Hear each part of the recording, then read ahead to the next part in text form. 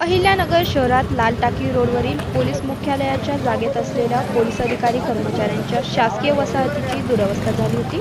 त्यामुळे या ठिकाणी नवीन इमारत व पोलीस निवासस्थानाच्या नव्या बांधकामासाठी मंजुरी मिळावी यासाठी आमदार संग्राम जगताप यांनी मुख्यमंत्र्यांसह उपमुख्यमंत्र्यांकडे 2023 पासून पाठपुरावा केला होता।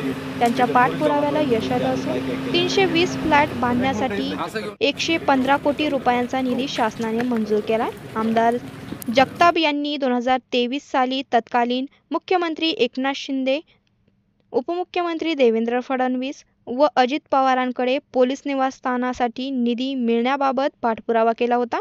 तसेच विधान भवनात तारांकित प्रश्नही उपस्थित करत राज्य शासनाचे लक्ष वेधले होते।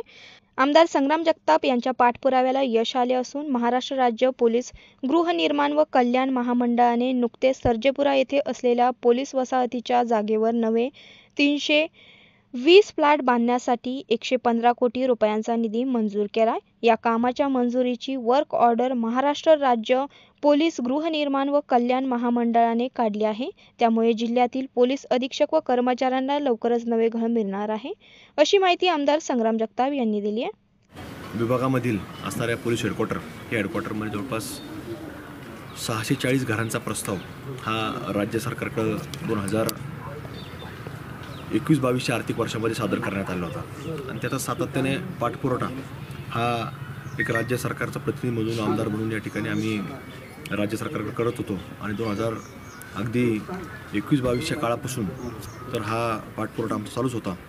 पण आपण पाहिलं की महायुती सरकारच्या माध्यमातून या 640 घरांच्या प्रकल्पाला मान्यता मिळालेली आहे।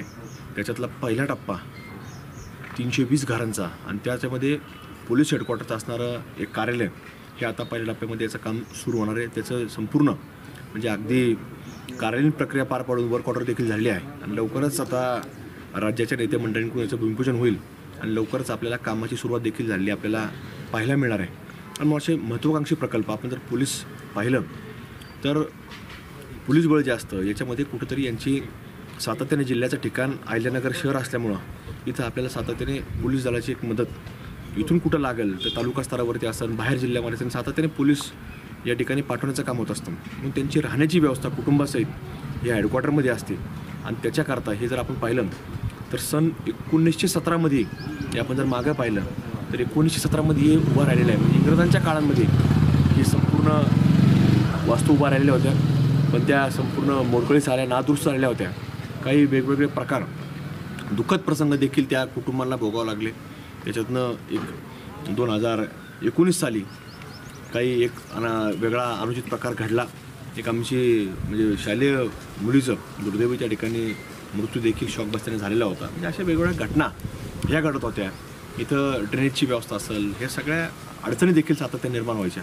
म्हणून पोलिसांना कुठंतरी घरकुल झालं पाहिजे अशा प्रकारची आग्रही भूमिका आम्ही 2021-22 आर्थिक वर्षापासून शासनाकडे पकडली होती। त्याचं पोलीस प्रशासनाने सातत्याने पाठपुरावा केला। पोलीस प्रशासनाच्या वतीनं तत्कालीन पोलीस अधीक्षक यांनी त्याच्या प्रस्तावाची सातत्याने पूर्णता करून तो शासनाकडे पाठवला होता आणि त्याचा पाठपुरावा करून आज आपल्याला मान्यता मिळाली। याच्यामध्ये आत्ताचे पोलीस अधीक्षक कोलासाहेब असतील, असणारे आपले जिल्ह्याचे पालकमंत्री आमदार विखे पाटील साहेब असतील, राज्याचे उपमुख्यमंत्री अर्थमंत्री अजितदादा असतील आणि विशेष करून या ज्यांच्याकडं हे गृह खातं आहे आणि ते राज्याचे मुख्यमंत्री देवेंद्र फडणवीस साहेब असतील, या सगळ्यांचं फार मोठं योगदान या संपूर्ण या कामामध्ये लागलेलं आहे आणि निश्चित लवकरच हे संपूर्ण काम पुढे घेऊन जाण्याचा प्रयत्न या ठिकाणी आमच्या वतीने केला जाईल। पोलीस प्रशासन देखील या ठिकाणी मी त्यांचा आभार व्यक्त करतो की अशाच पद्धतीने आपण कुठेतरी विकासात्मक कामाला ज्यावेळेला हे संपूर्ण पोलीस प्रशासनाचं असतं त्याच्यामध्ये आपण जी भूमिका बजावली त्याबद्दल त्यांचे आभार व्यक्त करतो।